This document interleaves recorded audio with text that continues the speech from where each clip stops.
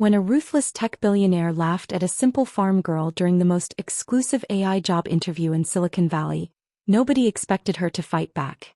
But then, with dozens of engineers watching in horror, she revealed a secret so devastating it made grown executives weep. She didn't beg for mercy, she didn't explain herself. She simply typed 4 lines of code that brought a $12 billion company to its knees. What algorithm was she hiding? Why did her fingers move like lightning across that keyboard? You won't believe what happened when Wall Street saw the results. Before we dive into this incredible story, smash that like button and tell us in the comments which state you're watching from. Your support keeps these amazing stories coming. Now let's witness the moment that changed Silicon Valley forever. It was supposed to be just another recruiting day at Quantum Edge Technologies, Derek Pierce's $12 billion AI empire that controlled 40% of algorithmic trading on Wall Street. Derek wore a $15,000 Patek Philippe watch, drove a $400,000 McLaren, and believed intelligence came from Stanford degrees, not dirt roads. That Tuesday morning, the glass-walled conference room was packed with PhD candidates from MIT, Harvard, and Caltech, each carrying laptops worth more than most people's cars and resumes that read like academic fairy tales. But then the elevator doors opened and she stepped out, a girl with mud still caked under her fingernails, wearing a $20 dress from Walmart, and carrying a beaten laptop held together with duct tape. Her name was Sarah Beth Davis, and she was from Millbrook, a dying mining town where the biggest tech company was the local auto parts store. The moment Derek saw her, his jaw dropped in disbelief. He turned to his head engineer Sarah Martinez and whispered loud enough for everyone to hear, "Is this some kind of joke? Did someone from HR lose a bet?" The room erupted in nervous laughter as Derek pulled up her application on his tablet. No college degree, no internships, and her email address is literally stavies@millbrookfarm.com, he announced mockingly. "Tell me, Miss Davis, what makes you think someone who shovels horse manure belongs in a room full of AI engineers designing algorithms that move billions of dollars every second?" The cruelty in his voice was designed to humiliate, to break her spirit in front of Silicon Valley's elite. But Sarah Beth didn't flinch, she didn't look down. Her green eyes swept across the room with a calmness that made people shift uncomfortably in their $2,000 office chairs. That silence wasn't submission. It was the quiet confidence of someone holding nuclear codes. Dr. William Foster, the company's R&D director with 3 MIT degrees, leaned forward with a condescending smirk. "All right, Miss Farmgirl, enlighten us. What exactly qualifies you to work with quantum computing algorithms that require years of advanced mathematics training?" Sarah Beth stepped closer to the massive wall-mounted display, her voice steady but carrying an edge that cut through the arrogance. "Because I've been watching your trading algorithms lose $2.3 million every week for the past 6 months, and I know exactly why they're failing." The room went dead silent. Derek's smirk vanished. "That's classified information. How could you possibly? I reverse-engineered your entire neural network using nothing but publicly available trading data and a computer I built from salvaged mining equipment," she interrupted calmly. The explosion of shocked whispers was deafening. Jennifer Walsh, the only female board member and a former Goldman Sachs quant with 20 years of Wall Street experience, sat forward with wide eyes, her perfectly manicured hands gripping the table edge. "Wait, are you saying you hacked our system?" Her voice carried a tremor of both fear and fascination. Sarah Beth shook her head calmly. "I didn't need to hack anything. Your algorithms are so predictable that I could map their behavior patterns just by analyzing market movements." At the far end of the table, Marcus Chin, the company's chief financial officer who had personally invested $200 million in their current system, began frantically typing on his phone, cross-referencing the trading losses Sarah Beth had mentioned. His face went ashen as the numbers matched perfectly. "Jesus Christ," he whispered loud enough for everyone to hear. "She's right about the $2.3 million weekly losses. How the hell did she know that? You're using a 2019 gradient descent model with basic reinforcement learning," Sarah Beth continued, her voice steady as a surgeon's blade. "It's like bringing a horse and buggy to a Formula One race." Dr. Foster's face turned crimson, his 3 MIT degrees suddenly feeling worthless. "That's impossible. Our system cost $500 million to develop. And it's bleeding money because you're overcomplicating the solution," Sarah Beth interrupted, pulling out her ancient laptop. The contrast was staggering, her duct-taped machine sitting on a table surrounded by $5,000 MacBook Pros. Would you like me to show you the algorithm I designed that outperformed yours by 340% last month? Board member Robert Steinberg, a 68-year-old venture capitalist who had funded 3 unicorn startups, removed his reading glasses with shaking hands. He had seen genius before, recognized it in garage inventors and college dropouts, but never from someone who looked like she'd just finished milking cows. 340%? He repeated, his voice barely above a whisper. That's not just better. That's revolutionary. Elizabeth Morrison, the company's head of operations, was furiously scribbling calculations on her notepad, trying to process what a 340% improvement would mean for their quarterly projections. Her pen stopped moving as the implications hit her. If those numbers are real, she said slowly, we're looking at profit margins that could reshape our entire industry. She looked up at Derek, then back at Sarah Beth. Where did you test this? What kind of infrastructure did you use? The room fell so quiet you could hear the air conditioning humming, but underneath it was the sound of grown executives trying to control their breathing. Derek's hands were literally shaking as he stared at this girl who had just claimed to beat his life's work with farm equipment. His $15,000 watch caught the light as his wrist trembled. Prove it, he whispered, his voice barely audible. Sarah Beth's fingers flew across her keyboard with the speed and precision of a concert pianist. Lines of code appeared on her screen, elegant, beautiful mathematics that made the PhD candidates lean forward in amazement, their expensive educations suddenly feeling inadequate. Thomas Rodriguez, who had been coding for 15 years, squinted at her screen from across the room and felt his jaw drop. That's the most efficient neural architecture I've ever seen, he murmured. This is my neural architecture, Sarah Beth explained, her voice growing stronger with each word. Instead of trying to predict market movements, I designed it to predict the predictors. While your algorithms are playing checkers, mine is playing 4D chess. She hit enter, and the room watched in stunned silence as her simulation ran through 6 months of historical data in 30 seconds, generating profits that were 380% higher than Quantum Edge's best quarter. The board members' reactions were immediate and visceral. Jennifer Walsh's coffee cup slipped from her fingers, clattering against the table as dark liquid spread across her notes. She didn't even notice. Marcus Chin was frantically calculating on his phone, his breathing becoming rapid and shallow. 380%, he kept repeating. That's $1.2 billion in additional revenue. In 6 months. Robert Steinberg stood up slowly, his legs unsteady. In 40 years of venture capital, he had never seen results like these from a live demonstration. Young lady, he said, his voice thick with emotion, do you understand what you've just shown us? You've just made every AI trading platform in existence obsolete. Elizabeth Morrison was openly weeping, not from sadness but from the overwhelming realization that everything they thought they knew about their industry had just changed forever. Dr. Foster stood up so fast his chair rolled backward and crashed into the wall, the sound echoing through the conference room like a gunshot. His 3 MIT degrees, prominently displayed behind his desk in identical frames, suddenly felt like participation trophies. That's not possible. Where did you learn to code like that? His voice cracked on the last word, decades of academic superiority crumbling in real time. Sarah Beth's eyes never left Derek's face as she answered, but her words were meant for everyone in the room. When your family is about to lose their farm because the bank says you're not smart enough for a loan, you learn to think differently. When your computer is built from parts salvaged from a closed coal mine, you learn to write code that works efficiently. When everyone tells you you're not good enough, you become better than everyone. The emotion in her voice was raw, honest, devastating. Several engineers were openly staring, their mouths hanging open in disbelief. Jennifer Walsh wiped tears from her eyes, her mascara leaving dark streaks down her cheeks. I've been on Wall Street for 20 years, she said, her voice shaking. I've seen algorithms that could predict oil prices, currency fluctuations, even natural disasters.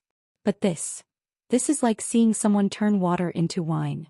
She looked around the table at her colleagues, all successful, all wealthy, all suddenly feeling very small. We've been so focused on hiring from the right schools that we forgot genius doesn't come with a pedigree. Marcus Chin was hyperventilating, As CFO, he understood better than anyone what Sarah Beth's numbers meant. If we can scale this, he gasped, if we can implement this across all our trading platforms. He couldn't finish the sentence. The implications were too massive. They weren't just looking at improved profits. They were looking at market domination on a scale that had never been achieved. Robert Steinberg, who had made his fortune recognizing talent before anyone else, was mentally kicking himself for nearly missing this. Miss Davis, he said, his voice reverent, I've funded companies that went on to change the world. Google, Tesla, PayPal. But what you've just shown us, this could change everything. Not just trading, not just finance, but how we understand intelligence itself. Elizabeth Morrison had stopped crying but was still in shock, staring at Sarah Beth like she was looking at an alien. I need to understand, she said slowly. You built this in a barn? With salvaged equipment. When Sarah Beth nodded, Elizabeth shook her head in amazement. We spend millions on research facilities, hire the best minds from the best schools, and a farm girl with scrap metal just put us all to shame.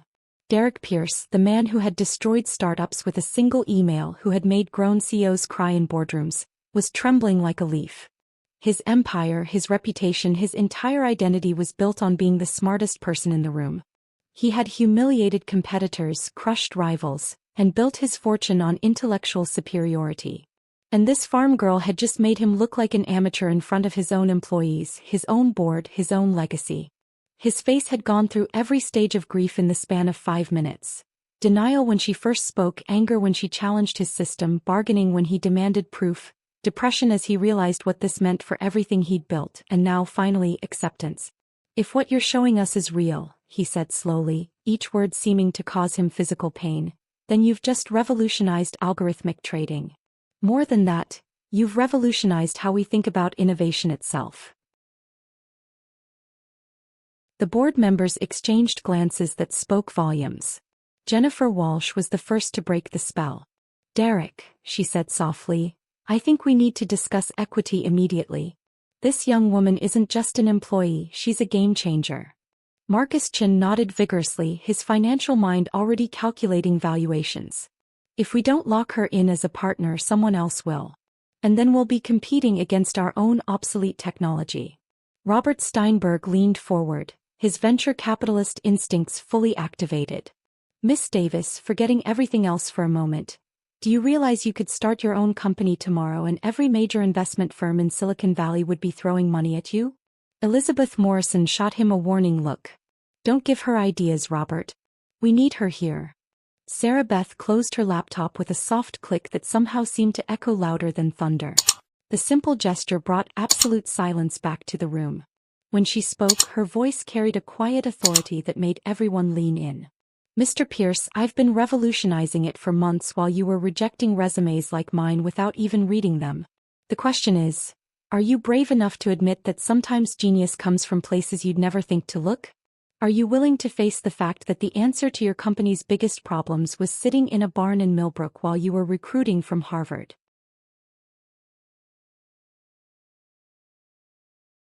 The silence that followed was suffocating, thick with the weight of shattered assumptions and wounded pride. Then Thomas Rodriguez, a senior developer who had been quietly coding in the corner throughout this entire apocalyptic revelation, started clapping. Fully. Deliberately. The sound cut through the tension like a blade. Brilliant, he said simply. Absolutely fucking brilliant. One by one, every engineer in the room joined him. Jennifer Walsh was next, her applause fierce and determined, followed by Marcus Chin, whose clapping was punctuated by incredulous laughter. Robert Steinberg applauded like he was at the opera, slow and reverent. Elizabeth Morrison clapped through her tears, overwhelmed by what she'd witnessed. Even Dr. Foster, his ego thoroughly demolished, found himself applauding the genius that had just made his life's work obsolete. The applause grew thunderous, echoing off the glass walls until it became a roar of recognition. Derek stood frozen in the center of it all, watching his entire team give a standing ovation to a girl he had tried to humiliate 5 minutes earlier. The irony was not lost on him. The poorest person in the room had just made them all richer than they'd ever dreamed possible. Robert Steinberg nodded approvingly. In my experience, when you find someone who can fundamentally alter your business model, you don't hire them, you make them a partner. Otherwise, they become your competition. Sarah Beth looked around the room at faces that had transformed from mockery to respect, from arrogance to awe. I don't want to just own part of it, Mr. Pierce. I want to change how this entire industry thinks about intelligence, innovation, and where breakthrough ideas come from. I want every kid in every small town to know that their circumstances don't define their potential. The room erupted in murmurs of agreement. Derek extended his hand, his earlier arrogance replaced by something that looked almost like humility. Miss Davis, would you do us the honor of accepting a position as our Chief Innovation Officer? Because I think you're about to teach all of us that we've been thinking far too small. The transformation began immediately. Within 24 hours, Sarah Beth was installed in a corner office overlooking the San Francisco Bay, working with a team of hand-picked engineers who treated her like the genius she was. Her first week at Quantum Edge was unlike anything the company had ever experienced. She arrived each morning before dawn not because she had to, but because she genuinely loved the work. Her algorithm wasn't just better, it was revolutionary. By Friday, preliminary tests showed profit increases of 450%, efficiency improvements that saved millions in processing costs, and predictive accuracy that left veteran traders speechless.